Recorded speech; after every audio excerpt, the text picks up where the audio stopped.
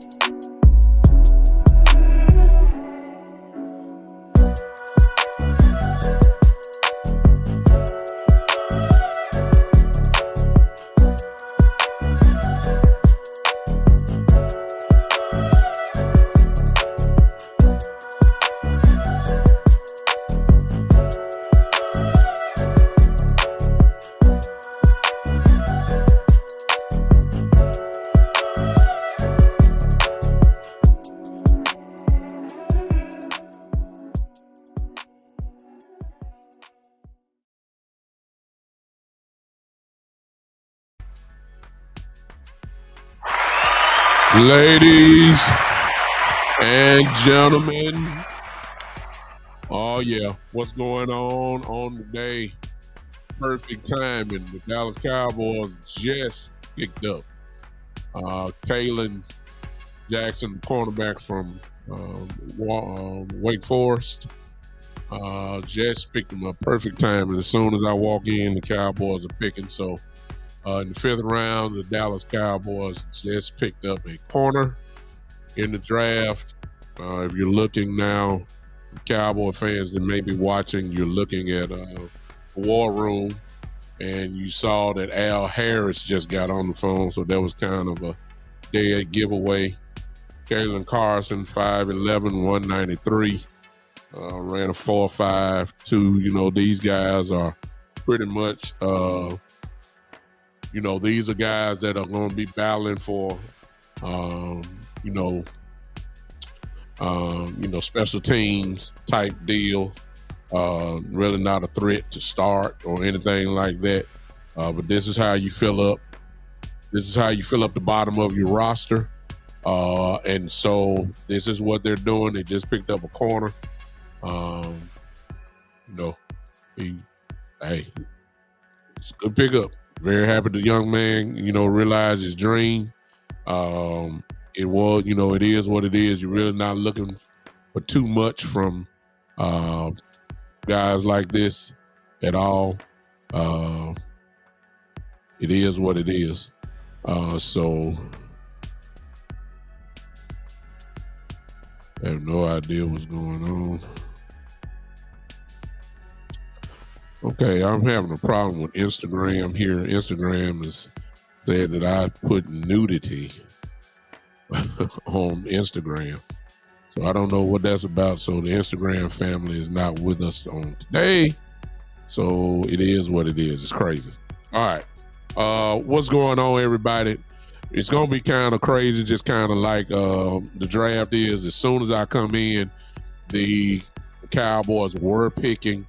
Just in case you don't know, they just picked out Kalen Carson from Wake Forest, cornerback, 5'11", good size on him, 193 for his weight. That's a big, in today's game, that's a big corner.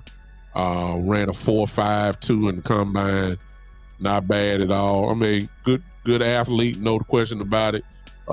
In no sense of us acting like we really know about him. Because y'all know good and well y'all don't watch Wake Forest football, but maybe on Monday, and I'm in that crowd too. Maybe on Monday I have a better grasp on what he is. I'm looking at some of his highlights right now on DallasCowboys.com. He will hit you. I'm looking at that right now as we speak. I'm looking at it. He seems to be very physical. I just saw him close in. I mean, he can hit people. So that's always in order. that you go ahead and hit people. What is going on, everybody? I'm sharing. I hope that you will share. We're going to talk about what we've seen so far in the draft. I know some of you probably don't like a lot of the things, some of the things that has went on. Some of you probably still have major question marks about things. And then, of course, I already know the Cowboys did not do what a lot of you wanted them to do. I already know that. But we need to figure it out. I need to take you back real quick. And before I begin, I guess I need to speak to people that are here, because y'all done took the time, y'all watching the draft probably like I am, or I got it on. So y'all forgive me if I look up, because I'm looking at the TV. I'm streaming right now. And I'm looking just to see what's going on, so I can keep you guys informed for those that are not looking. And then, of course, for us to keep looking at the Philadelphia Eagles, who have just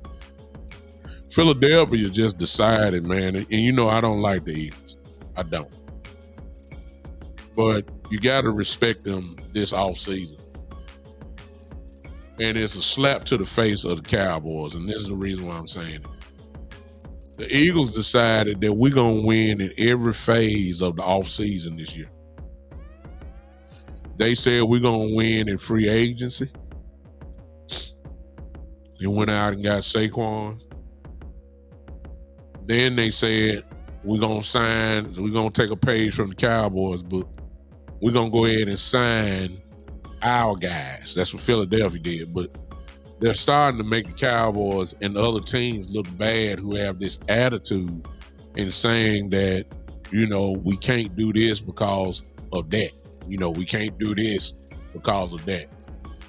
Keep in mind, Jalen Hurts is getting paid, if I'm not mistaken, $51 million a year. Okay? That's pretty big. Y'all understand? So when you sign up a quarterback to that type of contract, you're not supposedly, according to the way the Cowboys think, of course, you're not supposed to be able to sign hardly anybody else because you gave all your money to the quarterback. That's what Dallas would tell you. That's what Dallas has said. That's what Jerry said. That's what Steven have said. That they take a big piece of the pie. And when you take a big piece of the pie, then you can't allocate money somewhere else. That's what Jerry said. Well, somebody needs to tell Jerry, somebody they need to go to school, because not only did Philly get Saquon and got Jalen Hurts, but they signed A.J. Brown and Devontae Smith, 2 extensions. That's your 1A and 1A. 2 wide receivers. 2 top-notch wide receivers. They signed them. That's all I need to say about that. See, something ain't right. They doing something over there that evidently Dallas just ain't figured out. And it's irritating me because they keep lying, and then teams that's right around just keep doing what they do. I don't get it. I don't get it. They signed Saquon and A.J. Brown and Devontae Smith with Jalen Hurts' big contract. I don't get it. Cowboys will tell you, well, we got to sign Dak, and when you got to sign with Dak, you win with less. I don't. Y'all, somebody maybe I got some capologists in the group. I don't know, but it's frustrating. And now the Eagles have decided we can not only going to win in the offseason, they are saying we're going to win even in the draft. And I know y'all been looking to see what they've done. They're winning in the draft. They're doing them by adding more and more weapons. Washington has done pretty good. The Giants have done good. And yes, the Cowboys have done, in my view, pretty good as well. So I don't want to act like the Cowboys haven't done it. Matter of fact, let's go ahead and just start the pod out right while I'm sharing. This is what I need to know. I need to know from you guys, Give me a grade so far. We just got the 5th round pick in the corner. A through F. I need to know what your grade is so far. This is what the Cowboys do best, and let's start it off. Please, nobody don't come to me talking about they did an F. They have not. They have done well once again, in my view, in the draft. Let me see the grades. Go ahead and just crank it up for me. I see Craig say a B. Talib says a B. Mr. Logan says a B minus.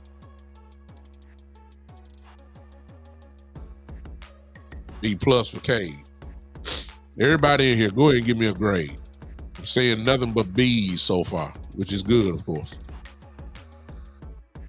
I'm looking. Frederick Johnson says a B. Jason, I'm going to get to that in just a second. Shane says an A. Okay. I'm looking. Everybody in here, give it to me. JD, I see your comment, but I need to know a grade so far.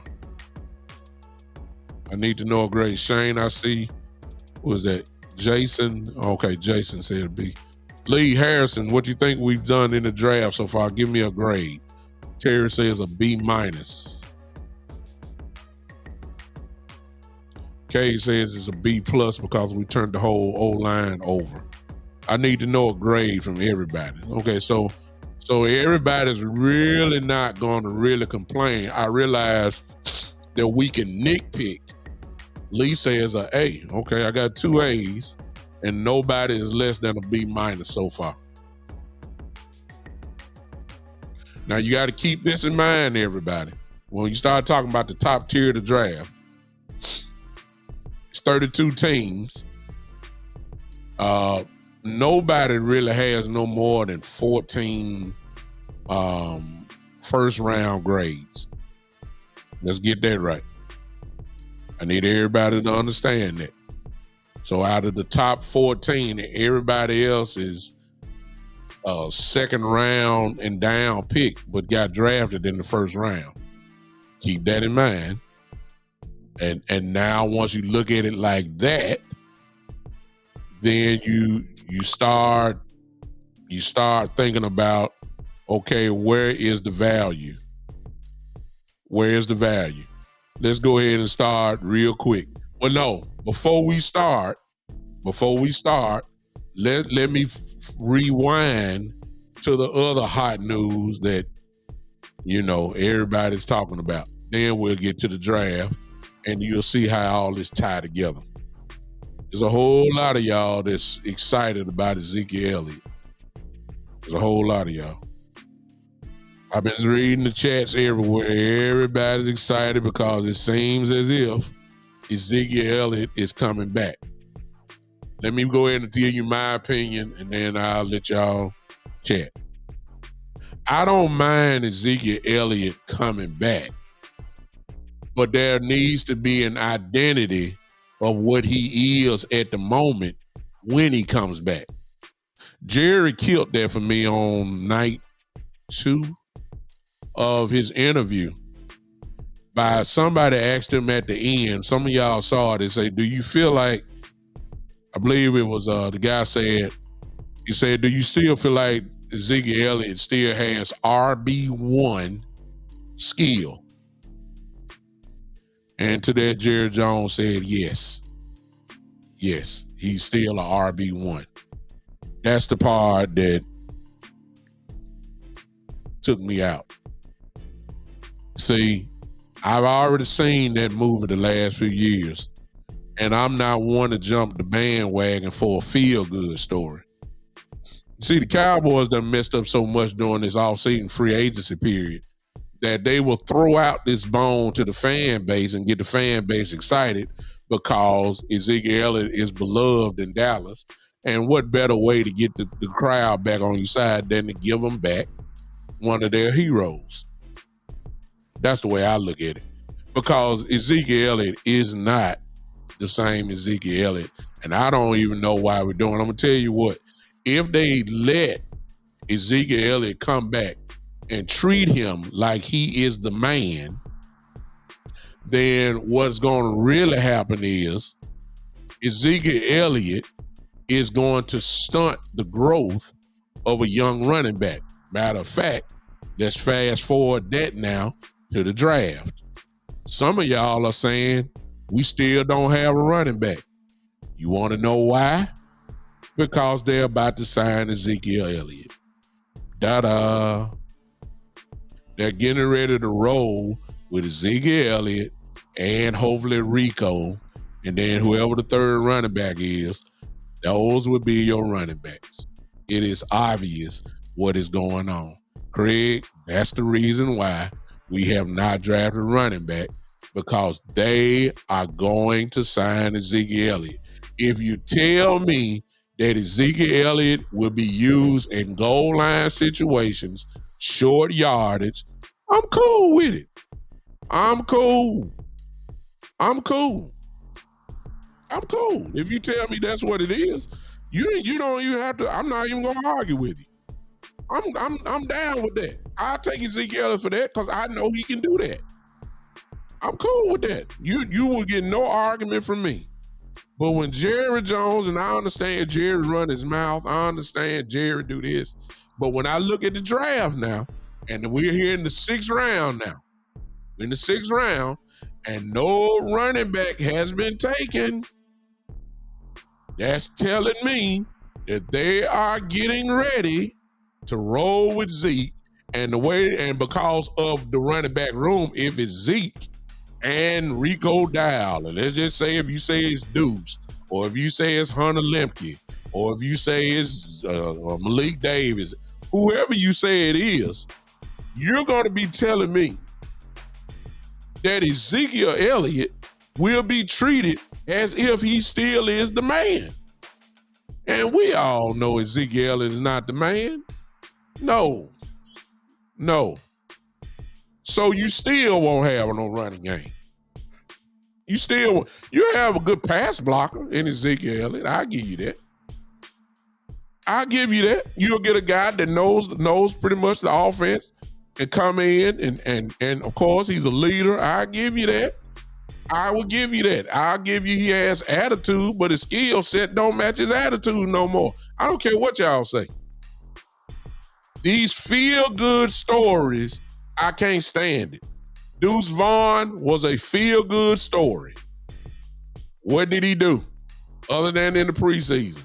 Nothing. I answer for you. Back then when Dez Bryant lost his mojo, the injuries had caught up for him. Everybody wanted Dez to stay. For what? He no longer commanded a double team. He was going one-on-one with people, and they were eating him alive. He was not the same Dez. But we wanted the feel-good story. Y'all were mad when y'all let him go. He should have got Jalen Smith was a feel-good story. Jason Witten was a feel-good story. Keeping guys that no longer are the same guys, but they your guys and you want to do all that. Sean Lee, feel-good story. I'm sick of these soap opera ending feel-good stories. For what? Ezekiel Elliott is not the same guy. And you guys who are supporting it, you know it, I know it. You need to draft a young running back, even if you drafted a young running back. Because of loyalty to Ezekiel Elliott, you would not even let the young guy play. Y'all know how the Cowboys move. You know that we are loyal to some of these veterans that, been on the battlefield for the Dallas Cowboys for years. Y'all know they ain't gonna sit on the bench. We done seen this too many times before. Ezekiel Elliott is run up the middle, give you 1.5, 2 yards. You're gonna be 3rd and 8. And you're gonna have Dak Prescott throwing the ball 35 to 40 times a game. I mean, come on, y'all. We've seen this movie before. We've seen it.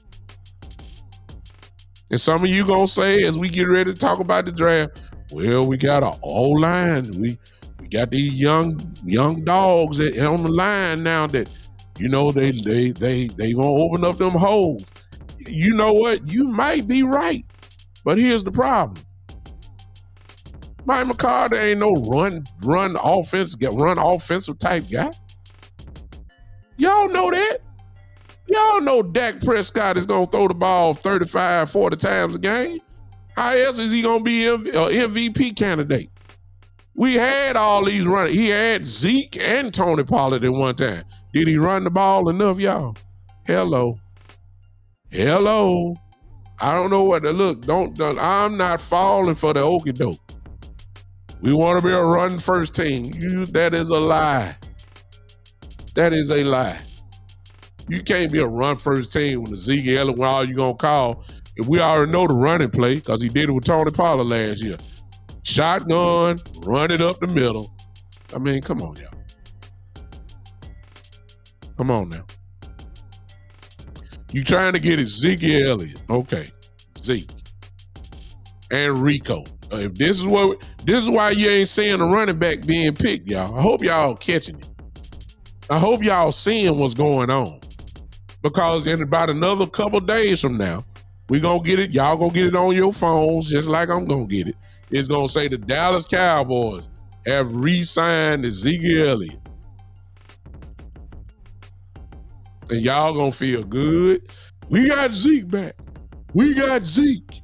And you're gonna get Zeke, who is hurt now, who stays hurt. He was hurt before he left Dallas. Hello. Y'all forgot? He was getting hurt every year, nicked up. You got Rico, who never stays healthy. This is what we're gonna roll with. Really? I love Rico. Shoot, I love Zeke. But I'm a realist and I know what it is right now at the moment. This is not 2016. This is just not. This is 2024, and Ezekiel Elliott is not the same Ezekiel Elliott. But when Jerry Jones said that, if y'all didn't catch it, y'all need to go look at the very end, I believe of day 2. It may be day 1. It's one or the other. Toward the very end, they asked him, do you still feel like Ezekiel Elliott is a RB1, running back number 1? He didn't even think. He said, yes. Yes. He's a running back number 1. And I said to myself, oh my God, man. Now, Jerry blow a lot of smoke. We all know that. I see you. Yeah, I see you, Jerry. I understand, Craig. I guess you say he's supposed to say that. But see, here's the other thing. When your actions, one of the few times that your actions are matching your words, I don't like this one. Because everybody in this chat knows, and everybody that's going to be watching this replay knows, the Dallas Cowboys were supposed to pick a running back. And I guess it's still time. I mean, the draft is going on as we speak. They still can do it. And I would be, hey, if they do it, then I regurgitate my statement and then try to figure it out. But until right now, we supposed to have a running back by now. It just ain't no question about it. It's no question. No, you're right, Kate. I get it. You can't have it all. We got too many holes anyway. I understand that. I understand you can't have it all. But there are some positions that are kind of obvious.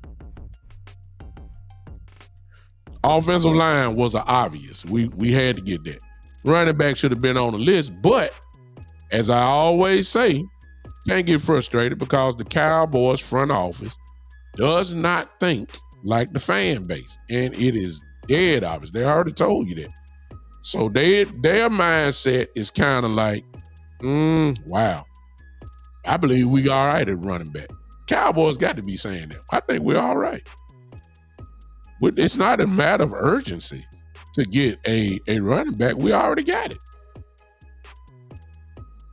We already got a running back, so we don't need another running back. We're gonna pick Ezekiel Elliott. We're gonna pick him back up, and we're gonna put him and Rico together, And if you want to do a third back, that's what a real competition gonna be. Deuce Vaughn, Malik Davis, whatever.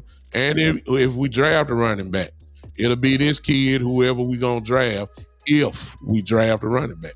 Those are gonna be your running backs. Dudes between Deuce and whoever else. That's what a real competition is. I think once Ezekiel is signed, it is no question that you're gonna have respect to the number one running back, Ezekiel Elliott and Rico, to be your 1 and 2 running backs. Powerful tandem, yeah, but y'all know we ain't gonna run the ball. Y'all know we ain't gonna run the ball. Y'all know that. Come on now. Cowboys picking 216 in the 6th round. So we're at 185 right now, so we got a little ways to go. I doubt that we'll be able to see. At least I'll be with you. I don't think I'll be with you when that pick comes up. But let's see if they pull a running back out. The kid Ali is still available. Still some good running backs out here, but I don't think the Cowboys gonna grab one. I think they already got their eyes set on Ezekiel Elliott, and there are benefits, like I said before, that Ezekiel does bring to the table. He knows the offense. Still a great run blocker. I think Zeke is excellent at short yardage runs. Goal line issues would be fixed, if you ask me. I think he will be just fine, down there in the goal line issues. I think Zeke would be great there. I think he would. But to say he's the running back number 1 at this point, no. So I'm not messed up if they don't sign him. That's why I thought they should have went and got a running back now. But Cowboys think differently. Now, 1st round pick.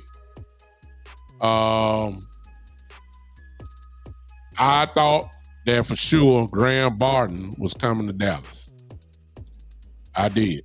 I thought, if y'all saw the NFL draft watch party by NGBN.TV network, while I was on there, I was calling it all the way down. I thought for sure that we was going to get our hands on a guy that I thought should have been a Dallas Cowboy. I thought for sure we was going to grab him.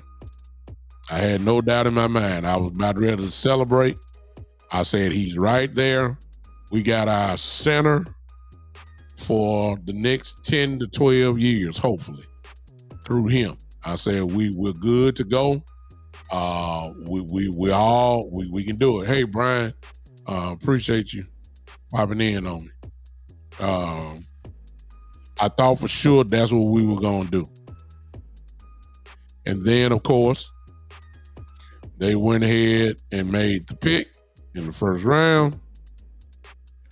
And we instead got a left tackle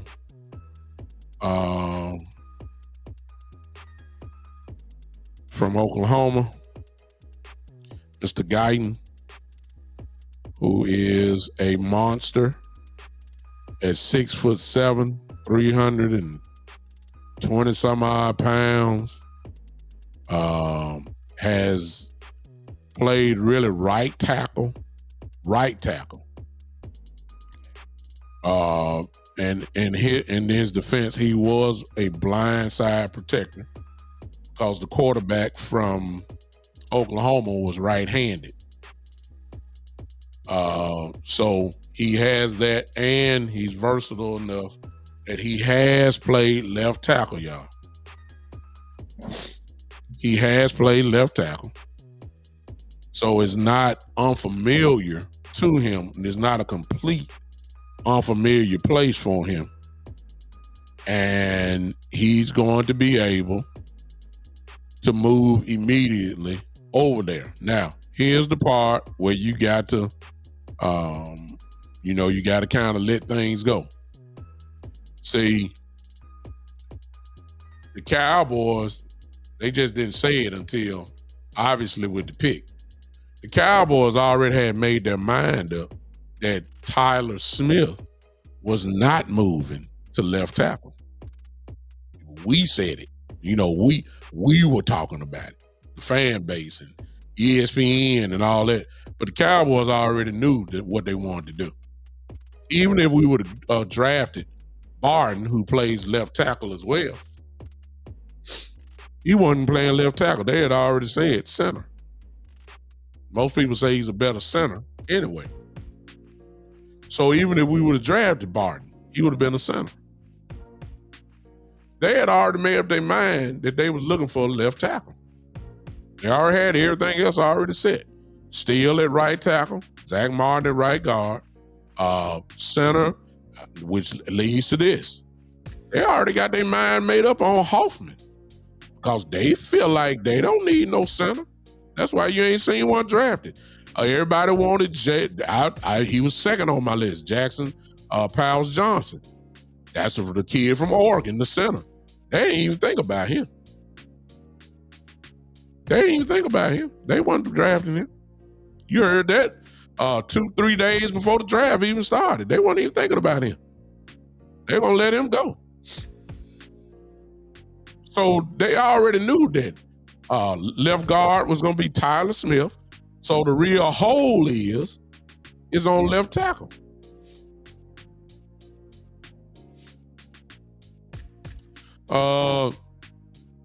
Yeah. Now, I don't want to give the wrong perception. I thought it was a great pick because when you look at Guyton's tape, you see why he's a first-round draft pick. He is a model. He still got some work to do. I mean, nobody's perfect. And I doubt very seriously, watch this. Remember now, mostly every team has their first-round picks or grades. It's only about 12 to 13 of them that got first-round grades, and that's including every position. So out of this whole draft, maybe only 13 to 14 have only first-round grade drafts. Tyler Guyton probably at that low point, getting drafted at 24, at 29, because the Cowboys, of course, traded and got an extra pick, as we all know. He didn't get no first-round grade. So he automatically becomes not a stretch. I mean, only 14 to 16 guys got first-round grades. So he fell right in. He was the best tackle on the board, and he just so happened to feel a big need that the Cowboys need. Great pick. I like it. And once you look at him and you can imagine him and Tyler Smith on that left side, you can start to kind of see some possible domination on that side of the center, the left side. So I ain't got no problem with it. Most of you celebrated the fact, however, that you got your left tackle, but everybody got excited about the extra third-round pick. Cool. I thought that was an excellent move. Kudos to Jerry, Steven, Will McClay, whoever else, because, as I said before, this is what the Cowboys do. They do well. They do well. This is it. This is what they do. I see Terry in there laughing, Brian. I see you. My mind was so set on Graham Barton that it shocked me that they passed him up. That's what shocked me. I thought it was just for sure, but Cowboys don't think like we think. I just thought it made total sense. But they thought differently, but they got the same position supposedly and got it from another guy just a little bit down.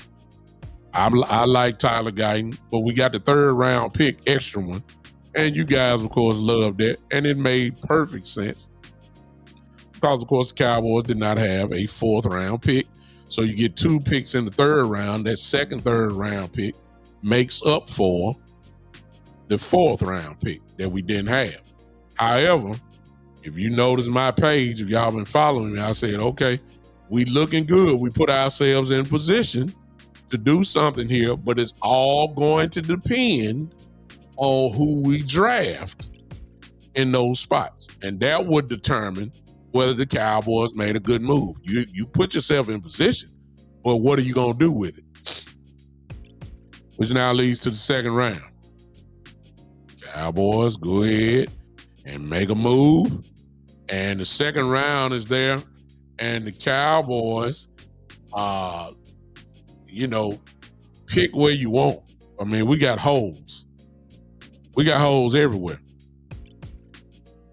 So we you can't, I know everybody wants it. We ought to take running back here. We ought to take wide receiver here. We ought to take a linebacker here.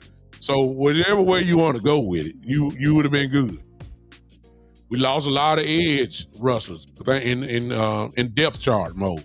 In depth charts, we lost Fowler, we lost Dorrance Armstrong, we lost everybody. So we were gonna be good even if you went edge rush. You understand it if it's there. However, with the second round pick, the Cowboys go pick Marshawn Kneeland. Nobody said nothing. This my show. I definitely didn't say nothing about him. I don't hear not too many others say anything about him. Marshawn Kneeland, and that caught everybody off guard because we like, good Lord now. We need some home runs. I mean, we already missing the fourth round pick. We don't have time for projects. We don't have time for that. We need guys. I said at the beginning of this draft, I need at least 2 to 3 starters. That's what I said. I need at least 2 to 3 starters. I don't have time for drafting that high. I don't have time drafting backups. I'm sorry. I don't care how good they are. I don't care what they tape look like. In the second round, I need a guy that's going to be threatening to be starting on either offense or defense.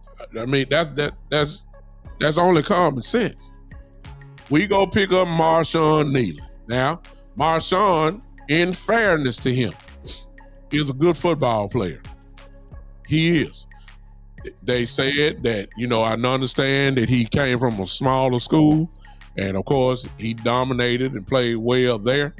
But his real credit came from what he did at the Senior Bowl, in which he didn't miss a beat. He was whipping people up there. So that is what helped him tremendously to make him go all the way up to the second round. And most people got him as from a third round to a fourth round pick. That's what I saw. He got drafted in the second round. So it's obvious to y'all, let's go deeper. That is a Mike Zimmer pick. Mike Zimmer loves him. Same way that Dan Quinn got his way picking guys. That's what they did for him. And Mike Zimmer, who has an eye for talent and knows what he's doing, he thinks this dude, obviously, is pretty good. Now, here's my problem with the pick. I think he's a good football player. He wreaks havoc. He's violent. All you got to do is look at his tape. His motor is nonstop. You ain't got to worry about the effort. He's going to play. Here's my thing. He's a backup. Because the Cowboys are going to be loyal to DeMarcus Lawrence and, Michael Parsons when he goes on the line, or it could be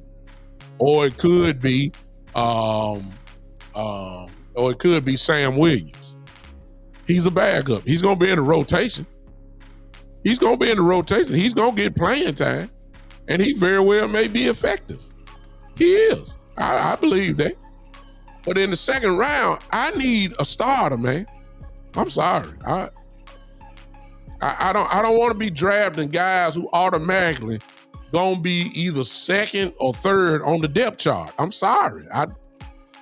That's me. Y'all might like it. I like the pick. I like it, but I didn't like him right there. I'm sorry. Is he gonna contribute? I think so.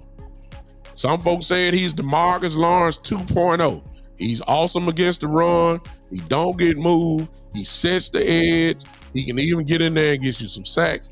I have no problem with the player. I just want a guy who's going to start. I could have drafted a linebacker who would start probably, or dang near be close to it. I could have took a wide receiver in the second round, and I know for sure he would have started over Brandon Cooks. I'm just saying, second round, first round, I don't have time for projects. I don't. I got to get guys in. I need guys that are going to start.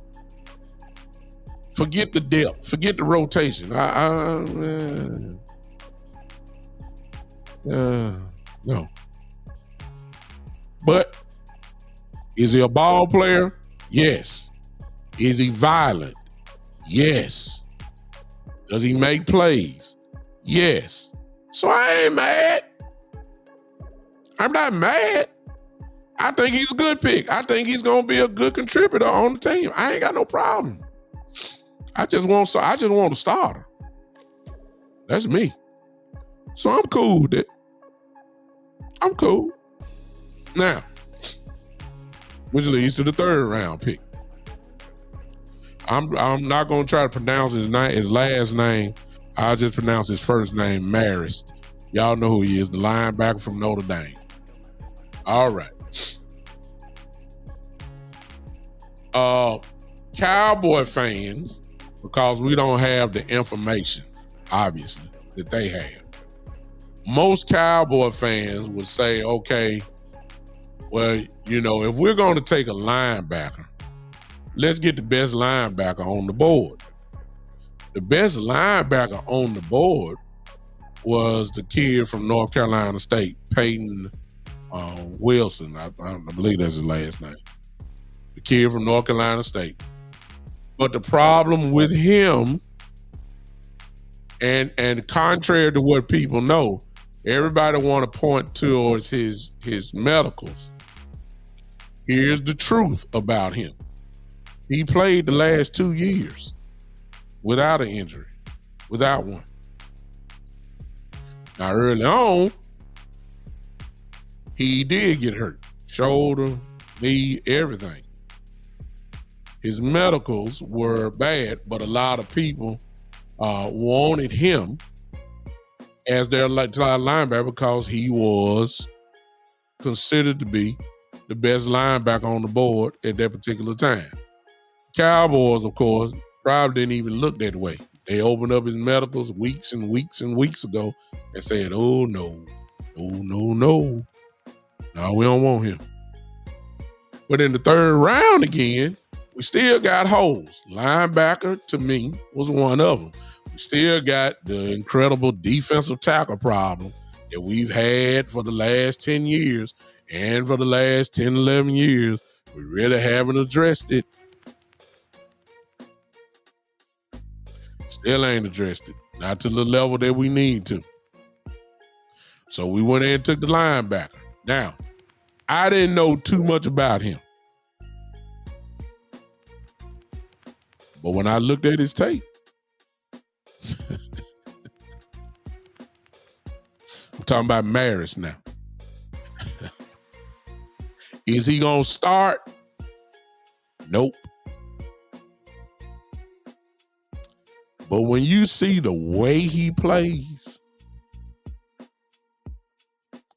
I want that type of guy on my football team. Because I will find a way to put him on the field. Why is that? I can say it to you in 4 words. Ladies and gentlemen, out of all the draft picks we got so far, including the 5th round pick, sir and ladies that are here or will be watching this dude, he is a dog. Yeah. That got some attitude. This dude right here is trying to take your head off. This dude wants to be in on every play. He is athletic enough. He can cover. And then he's big enough where he can put his hat in there and you ain't gonna really just move him out the way. He won't get swallowed up. He can take on licks, blockers, and actually push them back. But Lord have mercy, in open field, this dude is a flat out hitter. He is the cousin of Panay Sewell. He comes from that, and I hope y'all don't try to act like I'm being racial here or anything like that. I hope y'all not, because I'm not built that way. Not like that. He comes from that. See, you hate to label people, but let's just be honest. The people that have hair that come out their helmet like that, the Troy Palomalus and you know, these guys, these Samoan heritage type guys, they got their hair coming out of there, it's curly and look like they got an endorsement deal from Head and Shoulders and just look like, you know, those guys that when they take their helmet off, they look like Clark Kent, but when they put the helmet on, they crazy. I'm serious. It's one of these type of dudes. You don't believe me? Please go look at the tape. I love him. And yes, I know what I just said. And I want a starter. Well, he won't be a starter. Craig said you don't understand it. Craig, go look at his tape. That's all I'm gonna tell you. Go look at his tape. Go look at his tape. Don't kill him. Go look at his tape. And then on Monday when I come back, oh, you say you watched the tape. Oh, okay.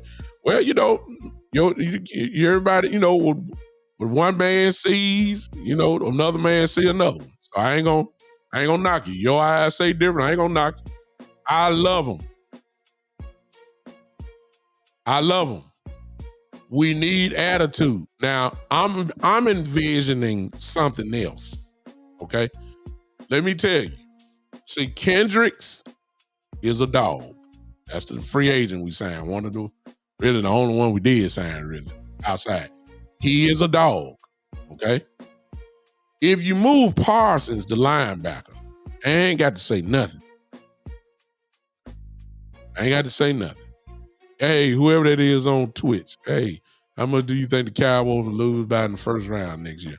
Very good question. Let me holler at me in January and February, and then I'll tell you. Okay? At least you say we're going to the playoffs. So thank you, Anita, or whoever you are. Anita Max Win. Okay. At least you say we're going to the playoffs, so I'll take that. I'm imagining if Parsons go to linebacker, that's two dogs.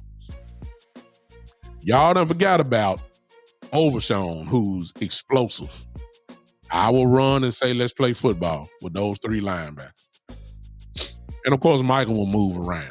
I'm cool with that. But I'm also imagining Overshawn and Maris in there together. Woo! Yeah, buddy.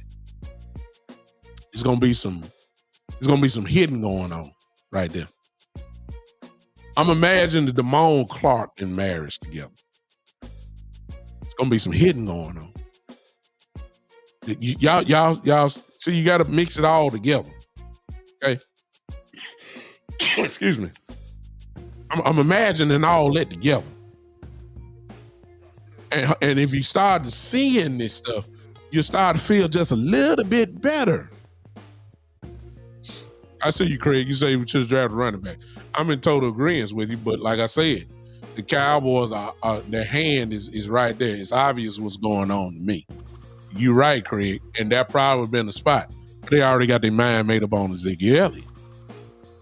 And if they bring Ziggy Elliott in, he's cemented a spot on this team automatically. You see what I'm saying?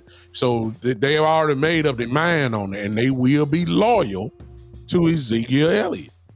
So the running back thing is way down the line, if you ask me.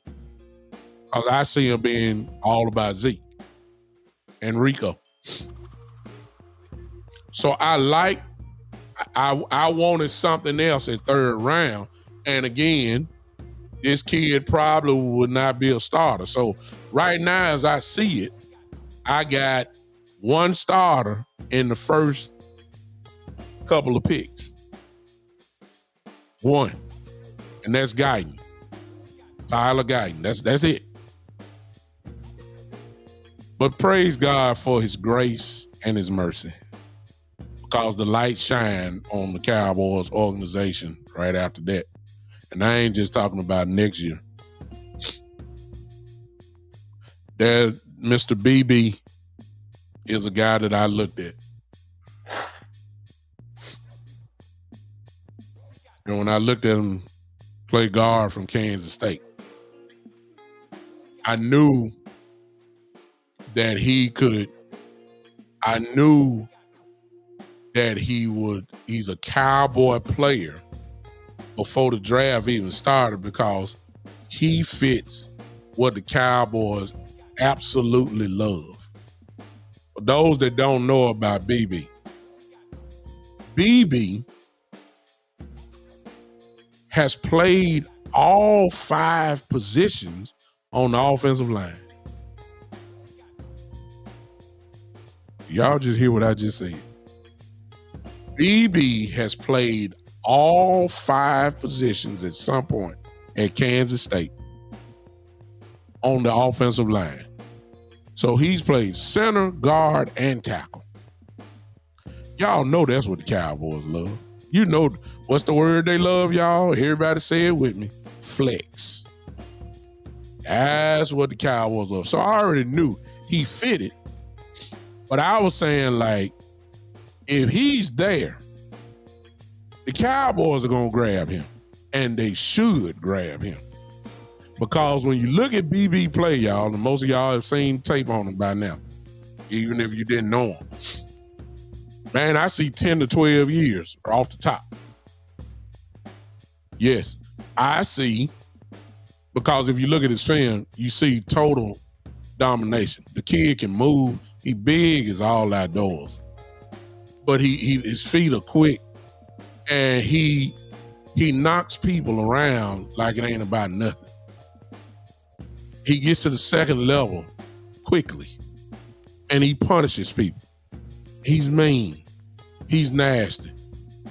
He's built like a guy who I can see right now that he will be a Pro Bowl, wherever he is, type of player for the next decade. He's that good. He's that good. He is. I see it.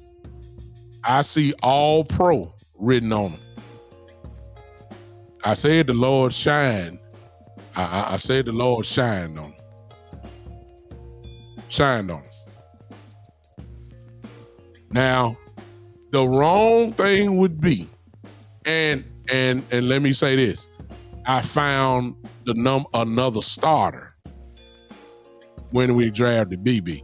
See, the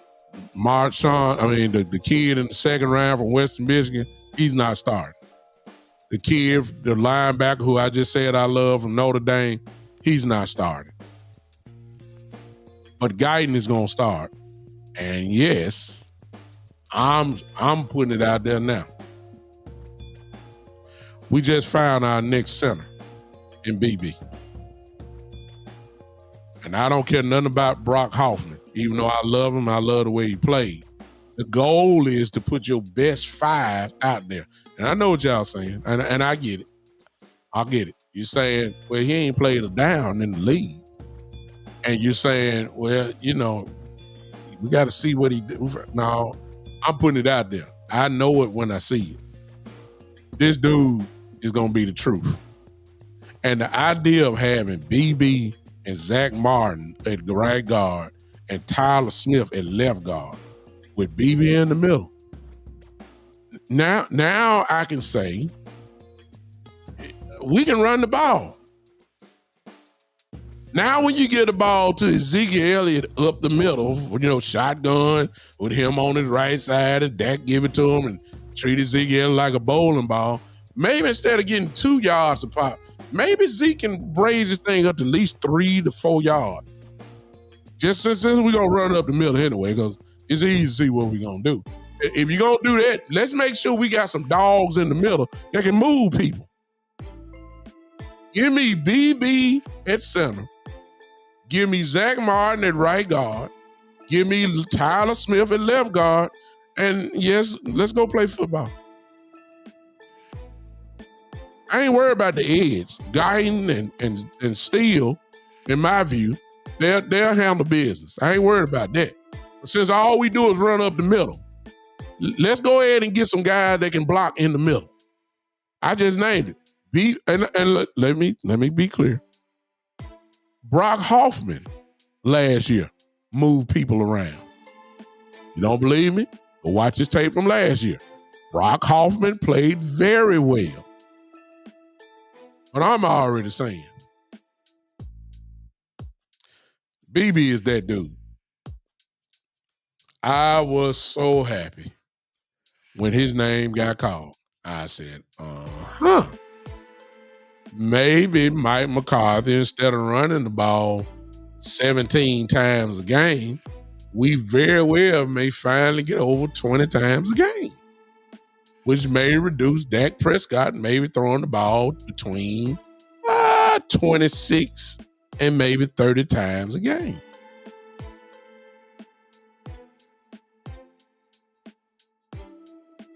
That's all I'm saying. I'm just hoping that because the Cowboys are so loyal and trying to be the smartest people in the room and trying to show everybody we were right. And right now that fits into the category of a Brock Hoffman because they already had said, you just check it out in the office of the Cowboys, the beat writers are writing. It looks as if Hoffman is going to have his chance. Hoffman is going to get a chance to go. Well, you know what? Look, I don't want that. I don't want that blind loyalty. If BB is the man, BB should be starting. I thought the goal was to put your best five out there. And I know what some of y'all said. Well, how you know BB is one of the best five? I don't know. I'm saying he gonna be. See, if Brock Hoffman and BB are the same, and there's not much of a gap, you give the play to the younger guy. Don't do that to me. Don't do that to me. I want BB starting. I'm calling it out right now. And BB is going to dominate in preseason. We already know this. Brock Hoffman probably will dominate a little bit, I mean, he could say BB was the best guard in the draft, if you ask me. That's fine. That's perfect. But he ain't starting guard with the Cowboys. You got Tyler Smith and Zach Martin there. That's fine. That's why I said they're so happy with the flex that he has. So it's obvious to me where he going to play. That's center. Or, of course, somebody get injured. We already know that. But he is the truth. So I love that pick with BB. No fourth round pick. We just saw who we just picked in the fifth round. So everybody, if you came late, let me know what your draft grade is. Between an A and an F, for those that were late, let me know what you grab. Are you? This is what the Cowboys do best. That's draft. Overall, I think they've done a pretty good job. Still got a little bit more work to do in the sixth round here, in the seventh round. But these guys will be battling for, special teams and even trying to make the team. You're gonna have 90 players during the preseason. The final cut won't happen until the last week of preseason. So these guys will probably be battling for the last, 4, 5, 6 spots on the team. Some of these guys that will be drafted now, obvious. So we gotta be very, very careful that you don't get too high or too low for the Cowboys are getting ready to pick in the next, with these next couple of picks. He could say, I got us at a B plus. Could have been an A had we taken the running back. Well, they still can get a running back. But like I said, Oh, of course, the UFL, and then we still got the free agents who won't be drafted. You know, the Cowboys got to fill out. You got to get 90 players. They got to get camp bodies. So don't be surprised if we don't get a running back right after this, if we don't draft one. But don't be surprised if that running back don't make it either. There's going to be a name there that say, oh, man, he didn't get drafted. Nope. They're going to sign him as an unrestricted free agent right after the draft. And they're going to fill out the rest of this team, and then we get ready for training camp. I wouldn't be surprised. But these guys that are getting drafted now, whatever team, these guys are battling probably for the last 6 to 8 spots that are going to be available on every team, actually. Every team. A lot of them are going to be special team players. And then, of course, the ones that don't make it, don't forget, every team has practice squad players. So these guys are either going to be, on the last round, of the depth chart and make the active roster, or a lot of these guys are going to be on the practice squad. So there's still plenty to play for. Exactly, because I don't know. Cowboys, USFL, it's not the USFL anymore because it's the UFL is combined. The XFL and the USFL combined. United Football League. And the Cowboys just got an all-pro kicker from their last year. First team all-pro kicker. The previous year, we got Kevontae Turpin, who was the MVP of the USFL, who turned into a Pro Bowl kick returner. So, we got our eyes there. And they very well may have their eyes there right now. They got scouts looking, so don't be surprised because we do it every year. We probably sneak somebody up from there, a hungry guy who just played football and now, come straight to training camp, and they're already in shape. They're already, may have little nicks and bruises here, but they're ready to play football. Exactly, because Kevontae Turpin was an all-pro, and, of course, our kicker last year was a first-team all-pro. So the UFL has been very good to the Cowboys. Ain't no doubt about that. Everybody else can call them a joke, but it ain't no joke to the Cowboys. Cowboys have been very fortunate picking the right guys out of there and bringing them to the team, and you can't argue with the production. Our Brandon Aubrey was the best kicker in the game last year. Remember when we first got him, everybody wanted Robbie Gould or Mason Crosby. And then when they said they signed Aubrey, we were like, say what? What in the world are the Cowboys doing? What? They're getting a kicker from the USFL. Oh my God, bro, who is Brandon Aubrey? Shoot. A couple months later, we were saying like, oh my God. when they said he a first team all pro, we ain't saying Brandon Aubrey, you ain't saying nothing about him no more. Nothing. He was the best kicker in the game, and yes, that includes even over Tucker from Baltimore. Brandon Aubrey was the best kicker in the game last year. Didn't miss nothing. It just hardly didn't miss nothing. Money from 55 yards plus, just money. With room to spare. Did he miss anything outside of 50? I don't think he missed one kick outside of 50. And some of them was 60 yarders. I mean, this dude was the truth. So the Cowboys have been good. Now, don't get mad, Cowboy fans, because of a guy that y'all haven't heard of and saying, we needed this, we needed that. Trust me, the Cowboys are going to fill out the rest of the holes through free agency. Y'all, you remember, bargain shopping time, here we go. Right after the draft, they're going to start signing guys left and right. They're going to fill out all the rest of the holes. Defensive tackle. If you want another linebacker, you're going to get it from there. If you wanted let me see. What else y'all want? A wide receiver, they'll never play anyway, but they'll fill that out. You got to keep in mind now, none of the starters will be playing in the preseason. Cowboys have kind of showed their hand on that. Last 2 years, the Cowboy players have not played one down in preseason. So you already know how this is about to work out. You know that we're not signing, we're not playing nobody. Those guys that we're getting ready to see now, they get to make a name for themselves. The Deuce Vaughns of the world, the Trey Lances of the world, the Maris, the kid from Notre Dame, these guys, the guy, the second round pick, these guys are what you're getting ready to see in the preseason. You're going to see a lot of them. They get to show out on second and third stringers. Hope they do well. But this is what it's for. Now, one last thing, and then I got to take a small break. Then I'm opening up the lines. I know you guys got a lot to talk about. Don't call yet.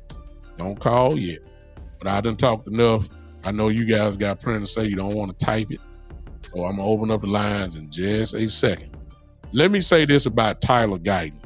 Because I saw folks losing their mind over our first round pick saying, oh my God, we could have, he played right tackle, and now you're saying he need to play left tackle where he ain't played over there. And oh my God, y'all killing me. Hush, please. We're going to be just fine. Another reason why you need to, see, you got to think now. Another reason why, it has to be, we got to see it, but let's fast forward to training camp with Guyton. The offensive tackle that we picked from Oklahoma, our first round pick. Let's fast forward to training camp. If he can play, or if he can't play, it's going to show up real early. Why am I saying that? Because look who Tyler Guyton is going to be going against in practice. Can I interest you in finding out if this kid can play when he sees Michael Parsons, when he sees DeMarcus Lawrence, when he sees Sam Williams, when he even see this kid that we just drafted from Western Michigan? Can I interest you in that? We're going to find out very quickly if this kid can play left tackle. And if he can't play left tackle, guess what, y'all? And you can entertain moving Tyler Smith to left tackle and put BB at guard. See? And then, until he get his stuff together, he can just be a swing tackle. Now, you don't want to spend your first round pick talking about he a swing tackle, but if he can't play, if he can't block, then you really probably won't have no choice. But we're going to find out real quick about if Guyton can play left tackle. And what better way to get baptized and hazed than to be going against DeMarcus Lawrence? And then what's up, Damani? What better way to find out how good he is? By going against two of the best in the entire league. Michael Parsons, DeMarcus Lawrence. What better way? So y'all ain't got to be worried about he's a rookie. He needs some time. He needs to get his feet wet. No, he don't.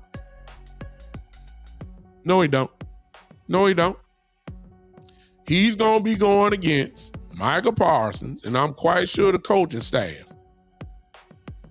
I don't know, Shane. We got to see. Shane says, am I worried that Tyler Guyton will be like Mozzie? I don't know. We're going to find out in training camp. We won't know. And trust me, if he can't play, it's going to be some beat writers that's going to be right there looking at it, and you can be rest assured that they're going to say he's having a hard time, as any left tackle would with Michael Parsons. Who don't have a problem with Michael Parsons? Who don't? We just need to see, can you stop him a couple times by yourself? Because you can't stop Michael Parsons. We need to see, can you handle the brutality and the force of DeMarcus Lawrence? Does he push you all the way back to your quarterback? Do you got enough dog in you that you be able to stand up against him? Those two. Sam Williams, as much as y'all like to talk about Sam and saying he's undisciplined, but one thing about Sam is he's a dog. Sam Williams had 4.3 speed. He can get around the edge. Sam Williams can get to the quarterback. We all know that. What better way to find out if Tyler Guyton is good than to go against these three dudes in practice every day? You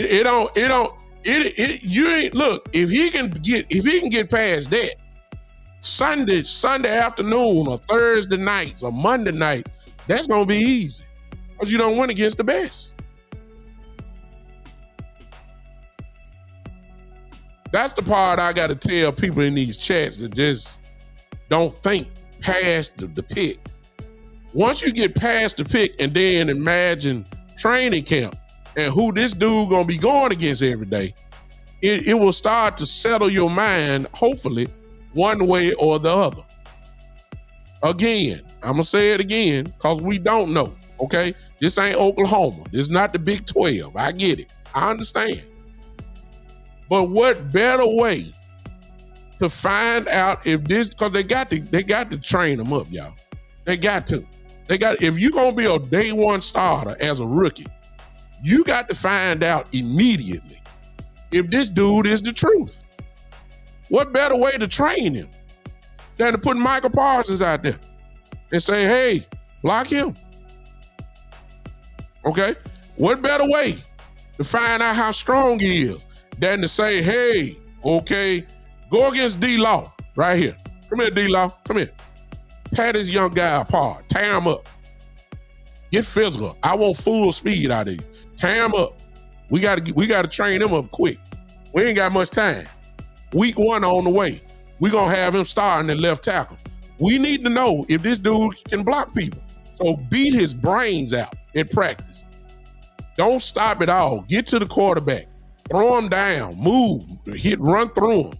Go around him, Michael Parsons. Give him one of them great moves you do. We got to find out. So I need your best. I need to find out if this dude is the truth. That's what they're going to be telling him.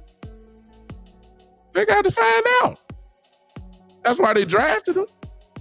They already talking like it. Didn't y'all hear the press conference? Well, he's going to be standing beside Tyler Smith. He's going to be right there on the left side. The left side is an ankle. They already penciled him in as a starter. Okay. Well, let's find out how good he really is. Before y'all pencil him in, let's see if he can block anybody. If he can block pretty decent, then okay, we good. But if he can't do nothing, then you got Tyler Smith who can move to left tackle. Give me BB at left guard, and we ready to roll. See, they covered it. Yeah, I mean, there you go, E-Kush. Come on now. Parsons was whooping Tyron Smith. That's what you need. That's how good Parsons is. Tyron Smith, I mean, look, Parsons whoop everybody. I need to know it. I want to know how good he is. So let me put my best on his best. Let's see if he can handle him. Or how bad he looks. Or, hey, how good he might look. That's why I said, y'all hold up a minute before y'all kill the pig and say he didn't. No, y'all don't. Look, stop it. Let the kid get hazed. Let the kid go through some war and practice. See, if you can block Michael Parsons, you can block TJ Watt. You can block, you know what I'm saying? Whoever name you come out. It just in our division. You can block Thibodeau from the Giants. If you can block Parsons, if you can block Parsons, you can block whoever the Washington gonna have, Fowler and Dorrance Armstrong. And you can block Parsons, you can block them. You see what I'm saying? If you can block them, whoever Philly got, you can block them too. Whoever you got. If you can block Michael Parsons and DeMarcus Lawrence, that right there is your initiation into the league. So the jury will still be out. I think he can do it personally, myself. Because the rumor is once he get his hands on you, you're done. 6'7", got his hands, for those of us that are really nerdy-ish about this stuff, his hands are 10 and a half plus.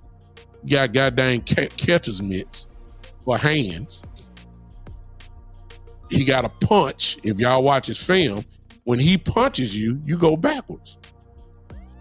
Or you get knocked off course. He got a little mean streak to him. Ain't mean enough for me though. You know what I'm saying? But he getting there. See, that's what comes with being around some nasty guys. So if you keep hanging around nasty, you become nasty. Tyler Smith is nasty. So he gonna tell him real quick, you can't be finesse playing by me. Zach Martin gonna get him straight. Hey Doc, this ain't pretty boy stuff. See, I saw him yesterday. He got just a little. He's more technical. He got a lot of technicality to him. It's good, but I need nasty. And I seen some film where he is nasty. Knock a man down, go punish him, and then lay on him. I seen it. See what I'm saying? So it's there. This is what's got to happen.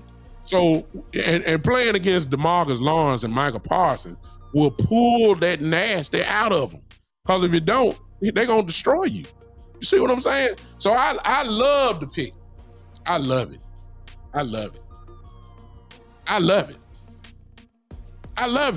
He is gonna get baptized quickly into the league by going ahead and get the guy.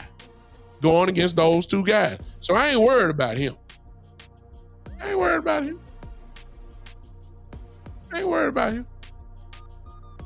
all. I worry about him when I start seeing consistent reports from the people who are blessed to be at training camp and the people who are going to be writing about this stuff. And everybody says he's struggling. Then we'll revisit this. If he's struggling and everybody's saying the same thing, then I'll come back on here and right around, time it is for almost week 1, and I'll be saying, okay, the Cowboys gonna have to make a decision because rumor says that this dude ain't hitting on nothing.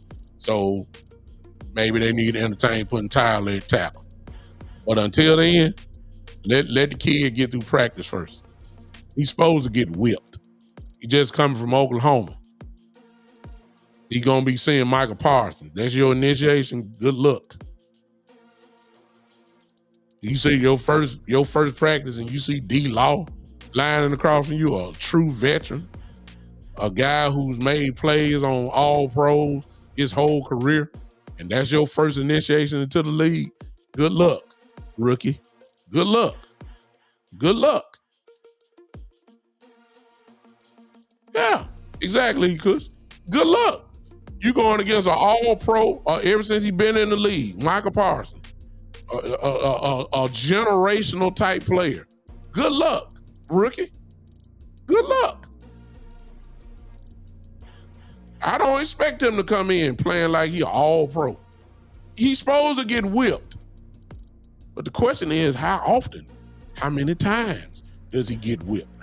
Is it that consistent? Did he make a play? Did he make a play on D-Law? How many times did he make a play on D-Law? Or was it even? Did he get whipped sometime? And did he whip them sometime? Dude, that's what we need to know. So y'all got to give this kid a chance now. So y'all go crazy. So y'all know how y'all are. Y'all, some fans, I don't know what y'all. Yeah, come on now. It's the league, Jack. This is where the big boys at. This is where things can turn around for you real quick. This is where you get exposed. This is where you shine or your light dim. This is how you find out. I'm happy for the kid. Because if he's going to be my starting left tackle, I need to make sure he's completely ready. And I got the kind of guys on this team that can get him ready real quick. I love it. I think somebody said it in the chat earlier. Iron sharpens iron. If anybody needs to get it sharpened more than anybody, Mr. Tyler Guyton has to go get sharpened very quickly because the expectation is he's going to be the starter. So that guy right there has to get on the page real quick. If I were DeMarcus Lawrence or somebody, since Dak like to bring receivers to his house, look, Zach Martin need to call the offensive line meeting and say, hey, y'all come on to my house. D-Law, yeah, you too, rookie. Mr. Guy, come on out here. D-Law, Parson, I need y'all to come on out. Come on. Parson, you taking gut shots from a boxer in your stomach. So I know you about ready. Come on. I need you to come to my house. We're going to go and get this rookie right from the beginning. We ain't waiting to training camp. Line up and beat his brains out right now.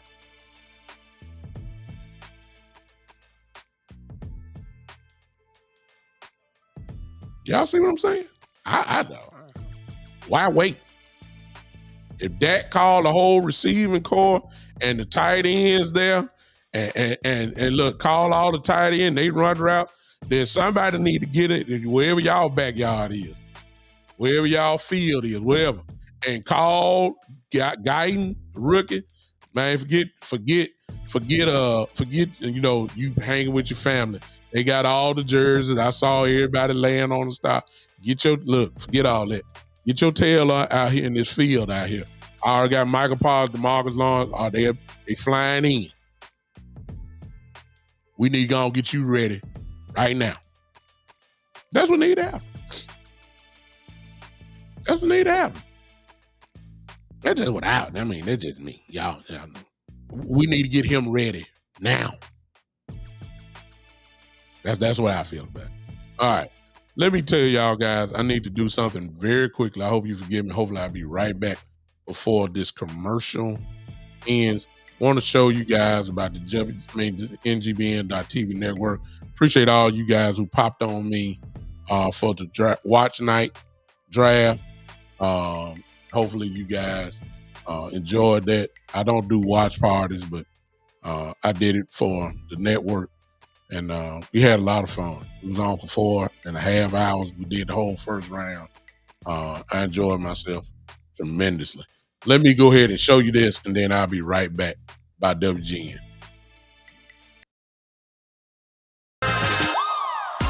One week after launching our exclusive sneak peek, NGBN TV was live for 3 days of continuous coverage from Super Bowl 58 in Las Vegas.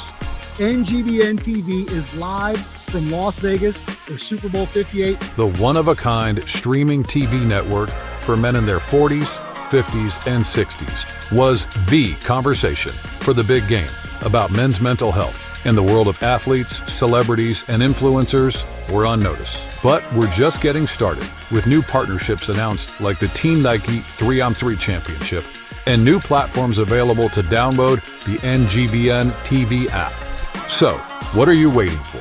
Download the app today from your favorite streaming device or check us out at ngbn.tv. This is NGBN TV.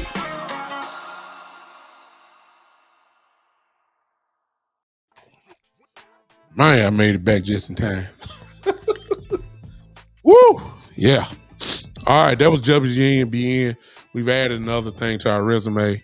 We had over, I don't know the final count, but I know it's got to be at least almost 1,000 people that watched the replay or whatever for that. So it was fun for the NFL draft.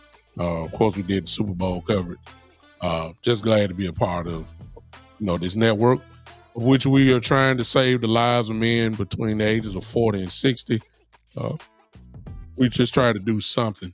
The suicide rates are real, and we just got to do something. So shows like mine, if I can just get people to say, if I can be some form of entertainment. I have another show on there, Seeking Clear Thoughts, which, of course, most of you know at least, that I'm an assistant pastor here in Memphis, Tennessee. So you get my spiritual podcast spiritual show. I'm sorry.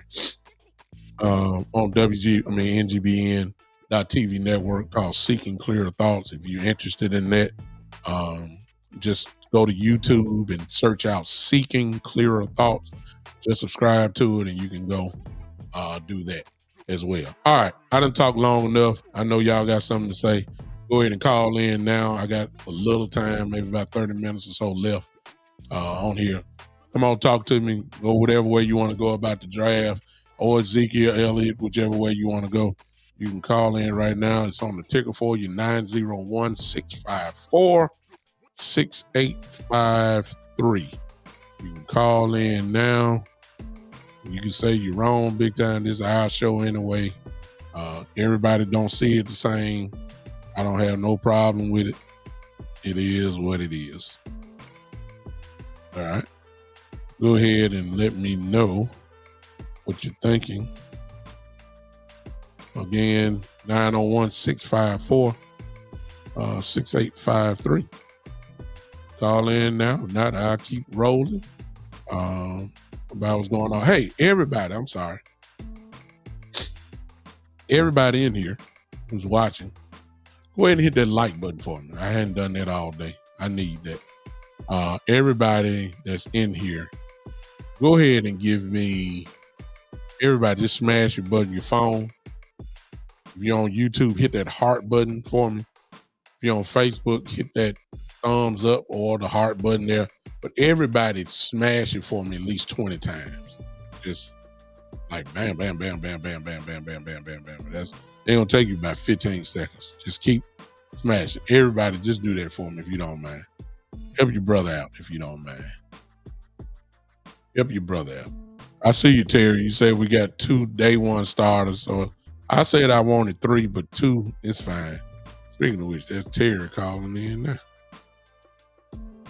Call from Terry Turner. To accept, press 1. To send a voice. I agree with you, Terry. You said we got 2 starters. I said I wanted 3, but 2 ain't bad. Talk to me. Well, I said I wanted 2 starters and somebody heavy in the rotation. Mm-hmm. And I think our second round pick, I believe the DC called for him. Had to, because he was on nobody's board. Yeah. Nobody was talking about him, at least where he was picked at. Yeah. But I said that on the show that I said that when I first saw it, I said that is a Mike Zimmer pick, without a doubt. Because and to get Mike Zimmer's eye like that, it tell you, because Zimmer know what he like. You can't argue with it. They tell me the kid can play. That's what it tell me. Yeah. So I ain't gonna knock him out.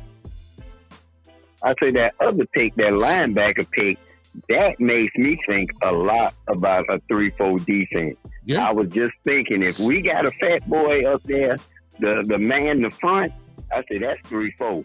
Yeah. Because them love a 3-4, and I say that guy, his deficiencies, be hidden in the 3-4 defense. Yeah. Because in the middle, all you got to do is run and hit. Yeah. Well, and that kid, react. Yeah, and that kid can flat out run, and he is a hitting machine. So you want those type of guys on the field, and then you can imagine. I wouldn't be surprised if Zimmer's been mighty quiet about his philosophy. So we don't know. We assume that it's a 4-3. But I wouldn't be surprised if he mixes in a little 3-4. Yeah, I wouldn't be surprised if he mixes it in. I believe the 4-3 will be his base, but I also believe he gonna mix in just because of the talent around. Because you got to put some of these guys on the field.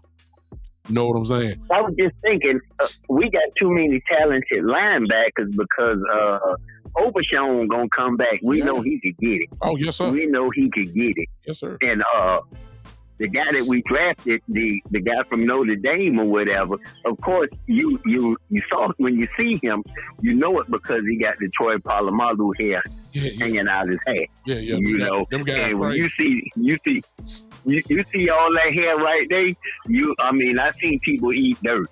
Literally, like Michael Irvin said, when he saw Ronnie Lott was right there between him and the goal line, he ate dirt.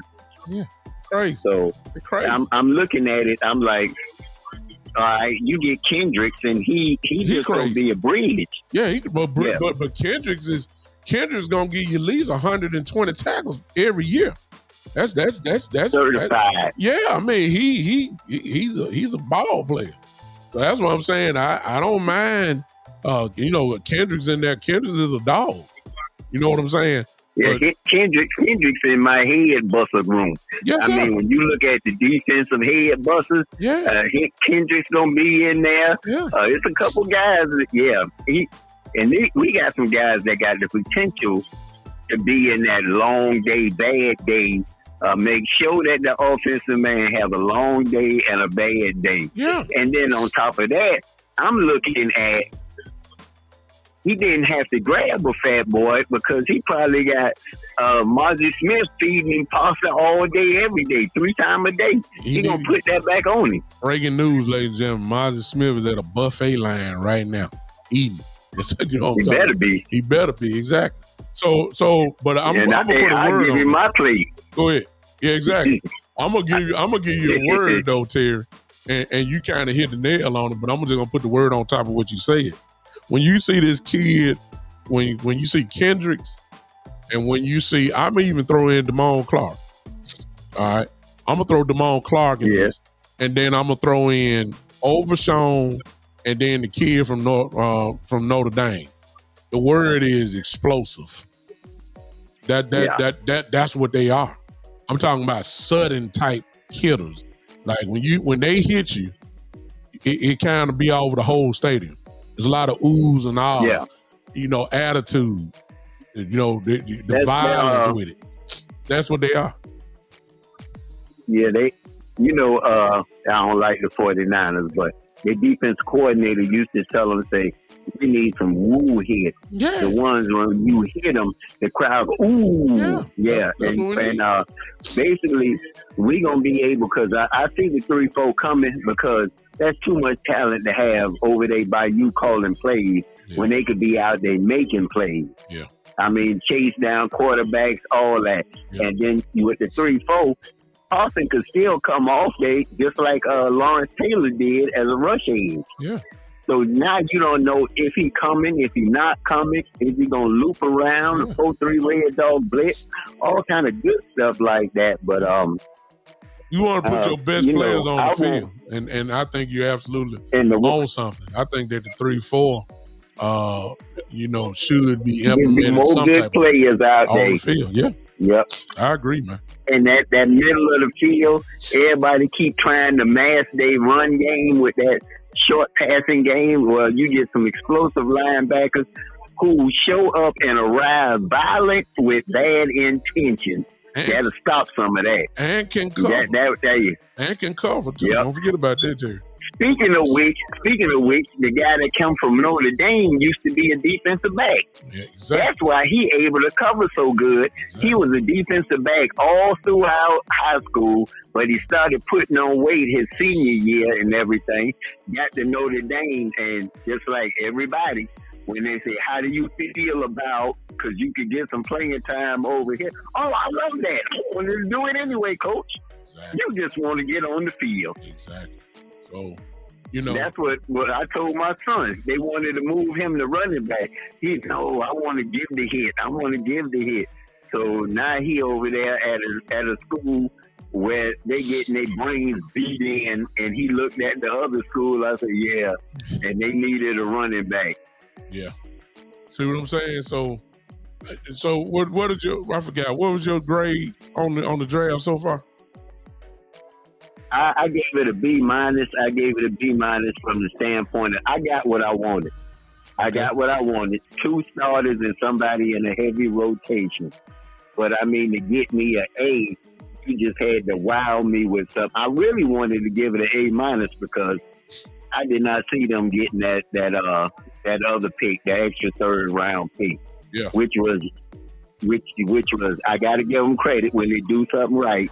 Because the front office has earned a certified F from me quite a few times, but they did something decent. At least Steven can then actually get on TV bloviating about how much he, and the Cowboys and the pie, and we cut our slices of pie, and we got to put aside money for Carson's gonna want a piece of money, and CD wants a piece of money, and right, they done earned it, and they don't want don't make them look greedy. Give them what they deserve. Yeah. Well, at the same time, as we always have said, this portion of the offseason is what the Cowboys, in my view, do best. So this is really not a surprise that they have done well in the draft. They do pretty well in drafts. So that is not a surprise at all to me.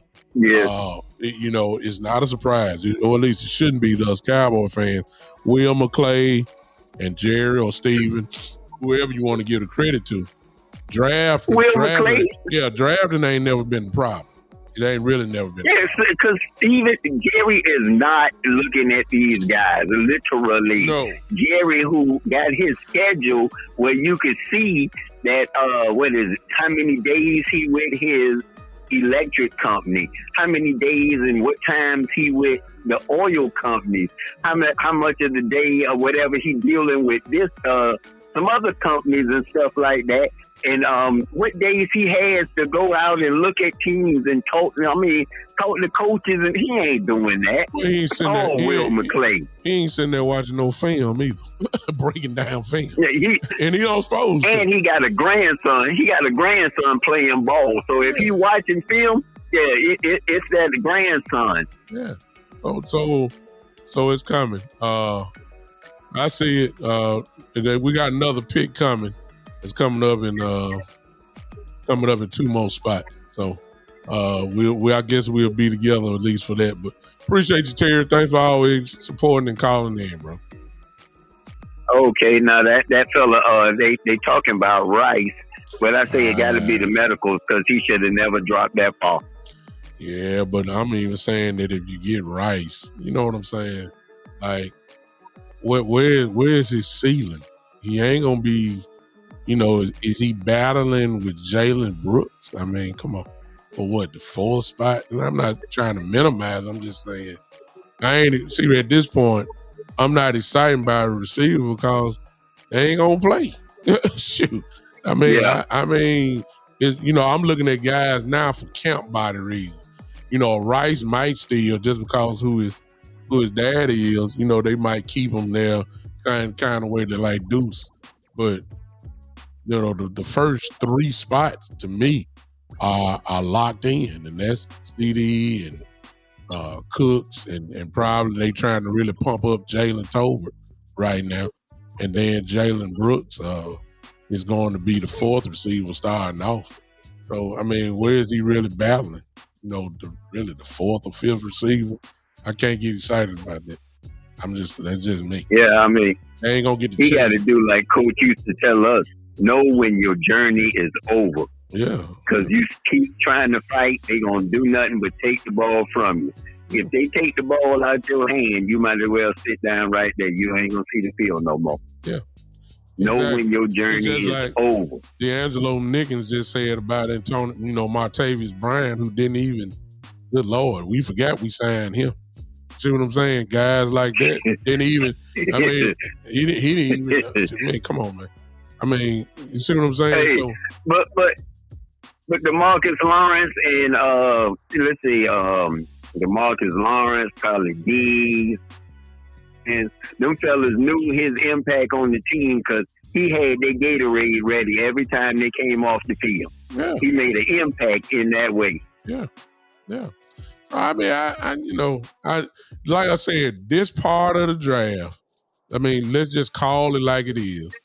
Most guys, I appreciate the D-Money. I got you. I see you. I ain't know who you were. I got you. This portion of guys. Special teams. Well, you'll get every now and then you'll get a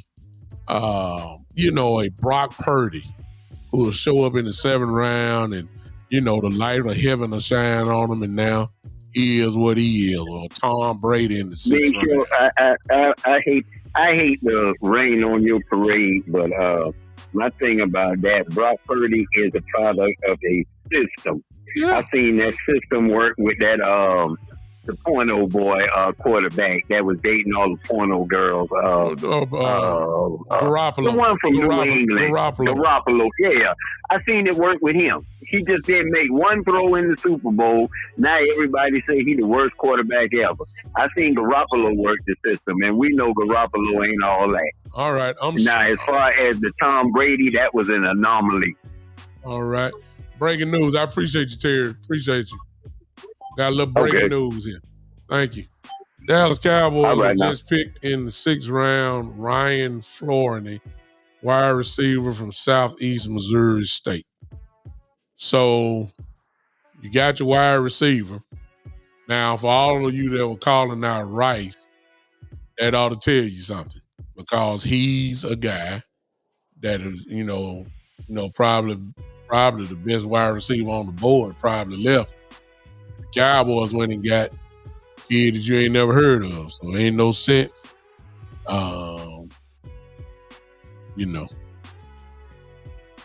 I can't say nothing about him. I don't know. So I'm quite sure what's his name again? Somebody type it in. I'm going to look him up now and just see what his scouting report is. Somebody type his name in.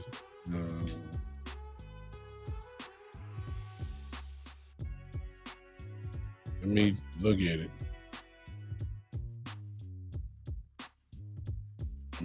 I don't know. So, yeah, I'm looking at it now. Ryan Flournoy. He's fast, I'll say that. He ran a 4.4, and he played in the Senior Bowl.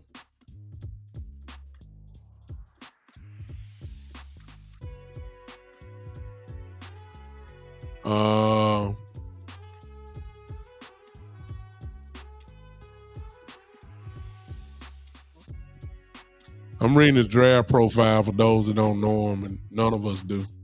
Unless you just one of those people. Ryan Flournoy, wide receiver, hailing from just south of Chicago, began his college football career redshirting in Central Missouri 2018 after overcoming an early injury. He recorded 170 yards, 17 receptions, 219. I'm trying to just get to the main thing. At Western Community College, he led it was 715 yards, 7 touchdowns, just on 38 receptions in 2021. Let me get to the scouting report. It says he has an elite NFL frame. So what is he? I don't see his body type. Somebody let me know. Oh, okay, I see it. He's 6'1", 202. That's a pretty good size receiver.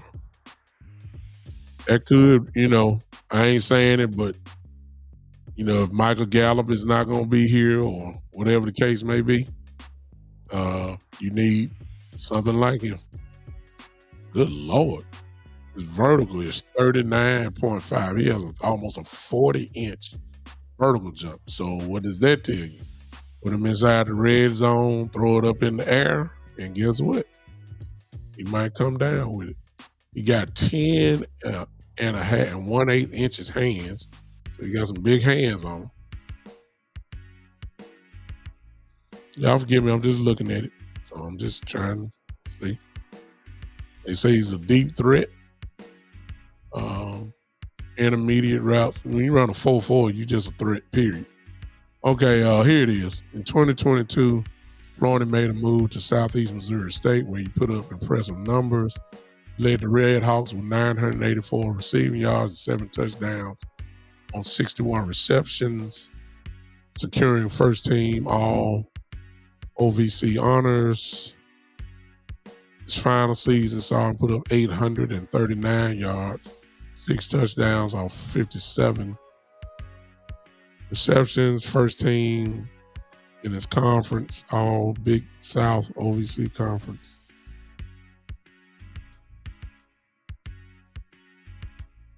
He He attended the Senior Bowl, showcasing his ability against top-tier talent on the few participants. Y'all forgive me. I can't even see y'all comments. I'm looking at something totally different while I'm talking. Says he has elite NFL frame and athleticism. Blew up the combine with 90+ percentiles in both broad jump and vertical.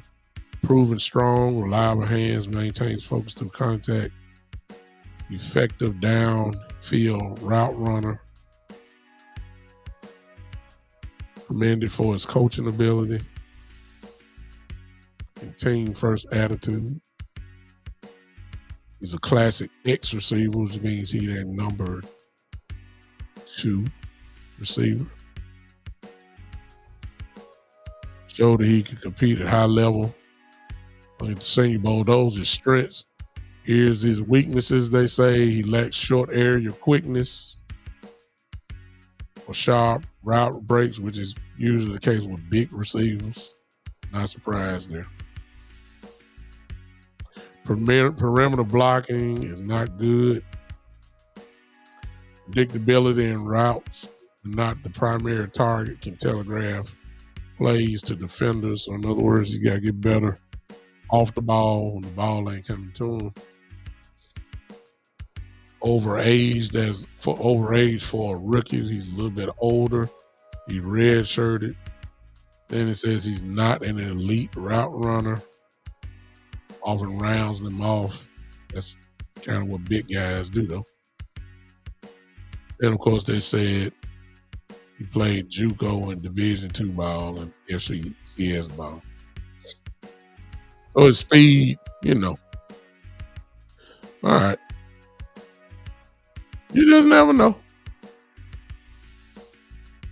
Just have to look at him, It is what it is. You just never know. I ain't gonna knock him. No, he got drafted. So he's good enough to get drafted. Now he just got to do the work. So we ain't gonna knock him. We'll see.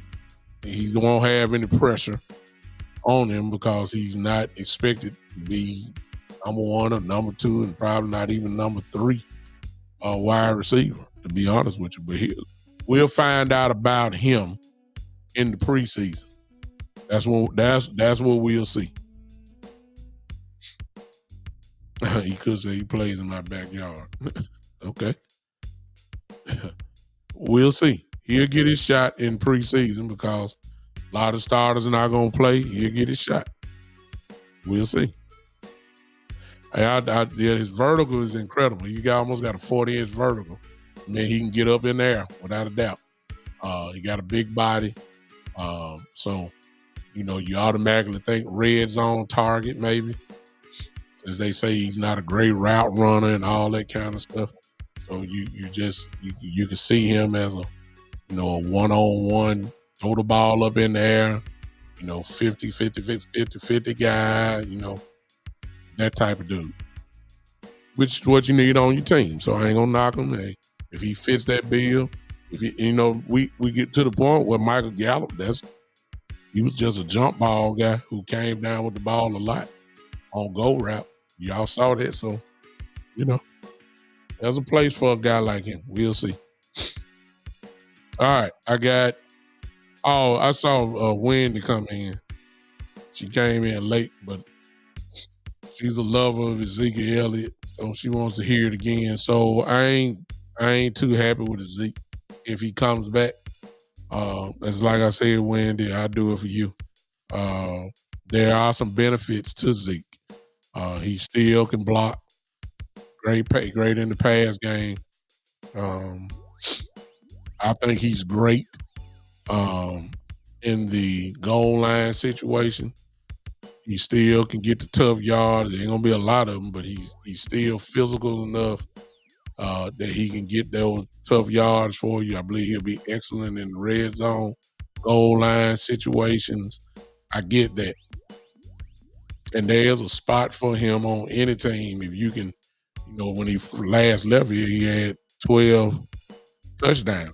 Most of them came from the red zone. So, there's a place for that. But the way I look at it is Jerry Jones messed me up when they asked him Wendy. Somebody asked him at the end of the press conference yesterday or the day one after the first round pick, or it was either yesterday. They asked him and said, do you still see Ezekiel Elliott as a RB1, which means running back number one? Jerry Jones immediately said yes. Now, as somebody said earlier, you know, what else is he supposed to say? He's supposed to say that. However, you know, you'll be foolish to say that Ezekiel Elliott ain't the same guy. He still got value. But for him to, if right now, because we didn't draft a running back, then right now what they're telling you is we feel like we're good at running back. So you look at the running back that we have. You got Rico, you got Deuce Vaughn, you got Hunter Lemke, who's not a tailback, and then you got Malik Davis still on this team. That's not good enough. You got Rico, and then if you add Zeke, you know. So the way I look at it is, if you bring Zeke back, you're going to be loyal to him by treating him like he still is a number one running back, and he's not that. He's just not. That's why they, you know, let him go in the first place. So if you bring him in, could that mean that, and then you see they ain't drafted a running back, that's because I feel like they already got their mind made up on Zeke. They're going to bring him back. So I forgot Royce Freeman. Royce Freeman also is in there. One of those guys ain't making the team. There's too many running backs. Zeke Elliott, if he come here, will automatically get a spot on the team. And he's not a number one running back anymore. Exactly. He came out and said, Jay Bird just told you right there. They ain't worried about a running back. They're saying whoever we get in the draft not better than Ezekiel Elliott. That's you know, that's not word for word. But that's exactly what Jerry was saying.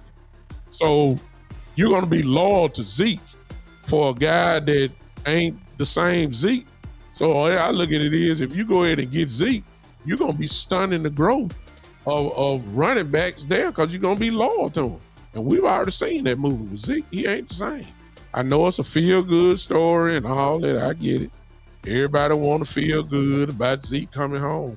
But on the field, just run up the middle for 1 or 2 yards. That's what we saw the last 2 years when he was here. Can't get to the edge no more. They ain't got that speed. And Zeke doing what he always do, throw them Instagram videos out, him hollering and screaming, running through stuff like that. And he looked like that, and he never looked like that on the field now. So I ain't impressed by it. You know, there's benefits for having him. If you told me he could be a number 2 running back, then I'm all in for it. I'm cool with it. But a number 1 running back, because that's the respect that he gonna get, I can't. I've seen that movie before. Shotgun, run up the middle like a bowling ball for 1 or 2 yards. 2nd down and 8, give him the ball again. It's 3rd and 7 now. 3rd and 6. I mean, I'm just saying. I've seen it before. I saw it with Kellen Moore, and then I saw it the year after the last couple of years. Zeke just not the guy. He stayed injured now. Just stay injured now.